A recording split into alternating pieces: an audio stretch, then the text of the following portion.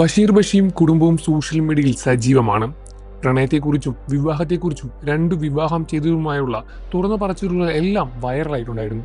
തുടക്കം മുതലേ തന്നെ കൃത്യമായ വീഡിയോകൾ പങ്കുവച്ചിരുന്നു മഷൂറ. കുഞ്ഞതിഥി എത്തിയതോടെ ആയിരുന്നു കാര്യങ്ങളെല്ലാം ബ്രേക്കായത്. ഇപ്പോഴത്തെ വീണ്ടും പഴയ പോലെ സജീവമാകുകയാണ് മഷൂറ.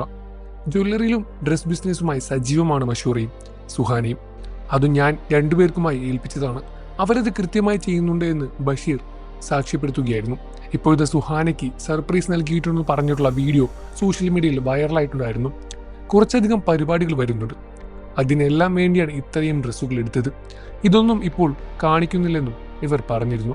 എന്തോ വലിയ കാര്യം ചെയ്ത പോലെയാണ് മഷൂറയുടെ വരവ്. കുടുംബസമേതമായി സിനിമ കാണാൻ പോയതും വീഡിയോയിൽ കാണിച്ചിരുന്നു. ഇത്തവണ സുഹാനയായിരുന്നു മുൻസീറ്റിൽ. ഇനി ഈ കാഴ്ച കാണാൻ അടുത്ത വർഷത്തെ വീഡിയോ വരേണ്ടി വരും എന്നായിരുന്നു കമന്റുകൾ. ഇതെന്തിനാണ് ബഷീർ സുഹാനിയെ പരസ്യമായി വിമർശിച്ചുള്ള ചോദ്യങ്ങളും ഉയർന്നു വന്നു. എന്തെങ്കിലും പറയാനുണ്ടെങ്കിൽ അത് പരസ്യമായി ചെയ്യുന്നതാണോ എന്നാണ് വിമർശനവും പുറത്തു വന്നത്.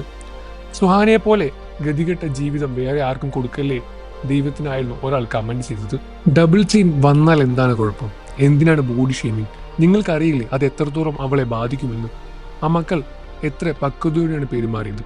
സുഹാന ഒരുപാട് സഹിക്കുന്നുണ്ട്. ബഷീറുടെ കയ്യിൽ നിന്നും എന്തെങ്കിലും സംഭവിച്ചാൽ ഒരു കുഴപ്പവുമില്ല. അപ്പോൾ ബഷീറും ഒന്നും പറയില്ല.